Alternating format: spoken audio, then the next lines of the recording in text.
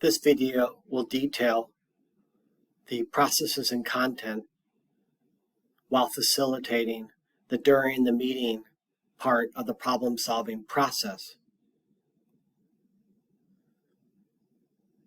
As participants move through the problem-solving process, they are able to access case studies in order to practice the knowledge and skills of the various parts of the problem-solving process. You can access the case studies via this link and also via the resources available in this Google site. The rationale for including case study is that all participants have common knowledge of the sample students so that they are readily able to participate at a full level.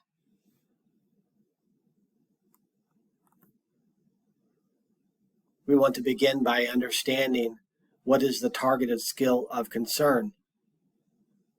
The slides that are going to follow correspond with number 1, the facilitator protocol, and number 2, the problem-solving process template. And so you will note at the top of the problem-solving process template and also the facilitator protocol for during the meeting that we want to begin by understanding a student's strengths, interests, and motivators. We do so that we can honor a student's success, be positive in nature, and also utilize this information when developing strategies that align to addressing the lagging skills of concern and subsequent function of the lagging skills in the specific settings where they are occurring.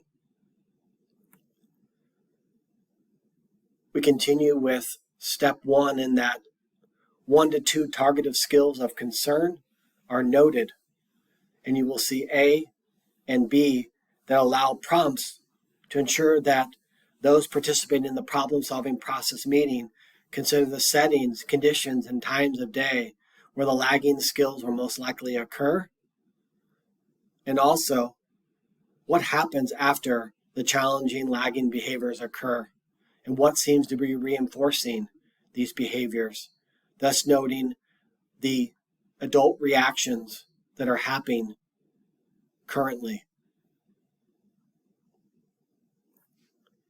We want to ensure that participants understand function of behavior, and thus behavior is communication, and behavior meets an unmet need.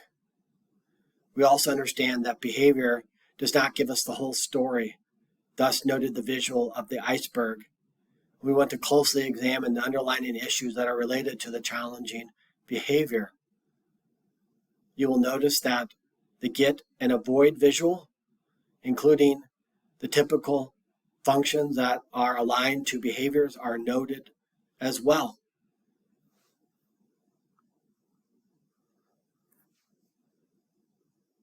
Number 3 is a problem analysis, which is why is it occurring and what might be the function of the targeted skills. We note that so that we can develop and implement function-aligned interventions and strategies to specifically address the lagging skills that students are having difficulty meeting. We continue by noting the school-wide classroom and individual supports that have been tried previously to address the targeted skill deficits in 2A and 2B. It's important that those participating in the problem-solving process realize that there are currently strategies that are being utilized that have been successful, and that they don't necessarily have to recreate new school-wide classroom and individual supports, and instead they want to capitalize on what has been successful and align those and further work together with fidelity to implement strategies that are addressing lagging skills. The problem analysis also asks about trauma-informed, culturally responsive, and restorative practices and how they've been addressed. As noted earlier in this Google site training, one of the major changes in the problem-solving process from the previous problem-solving with function and mind process is the emphasis on practices that are culturally responsive, trauma-informed, and restorative in nature. You will be able to access via links the strategies and examples for these three specific categories.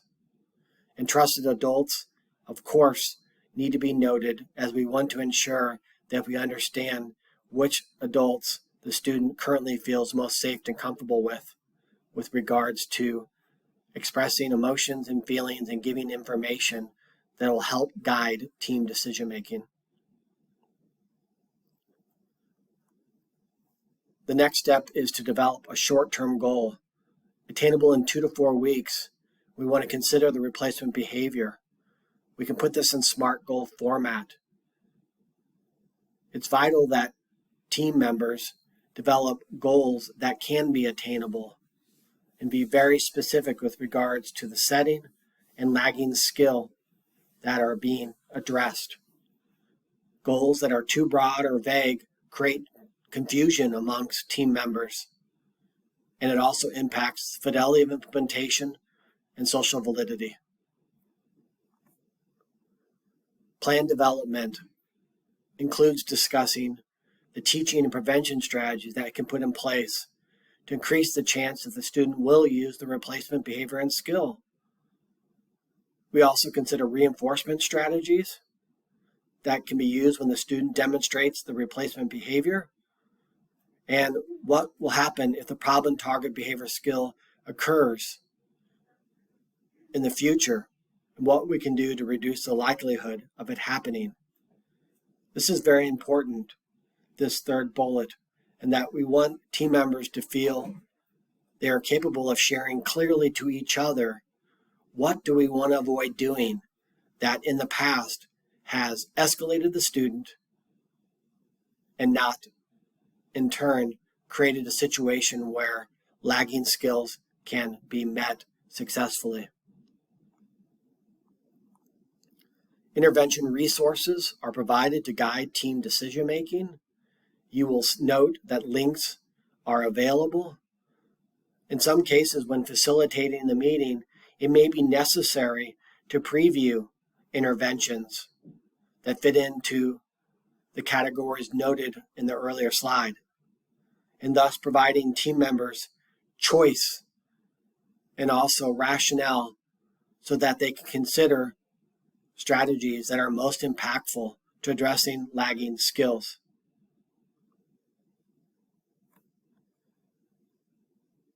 We want to focus on strategies to teach, prevention strategies, reinforcement strategies, and also extinction strategies.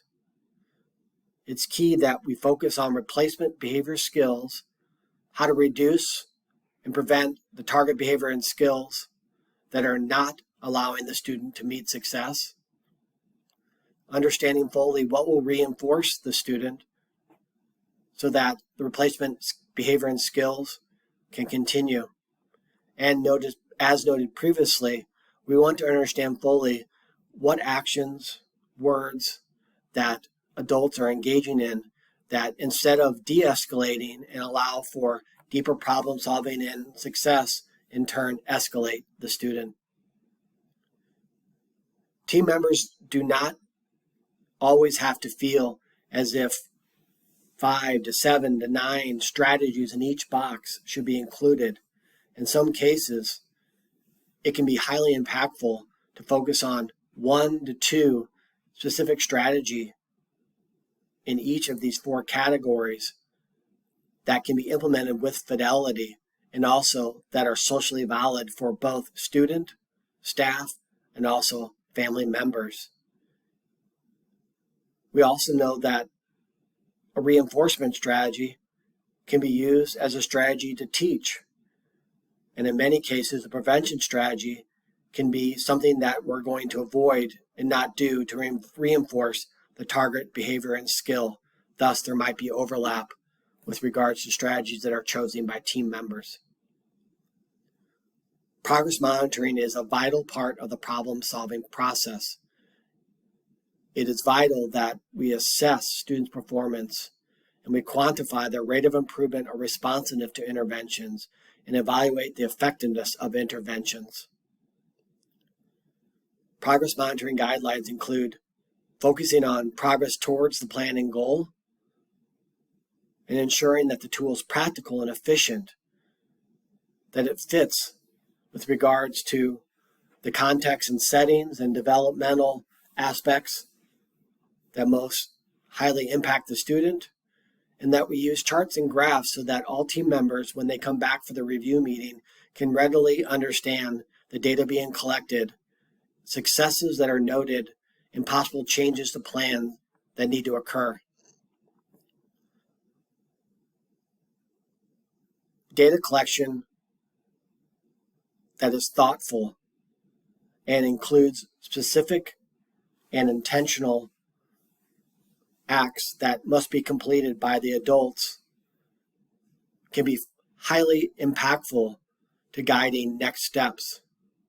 We want to ensure participants understand that collecting data just for data's sakes is not always the most viable approach.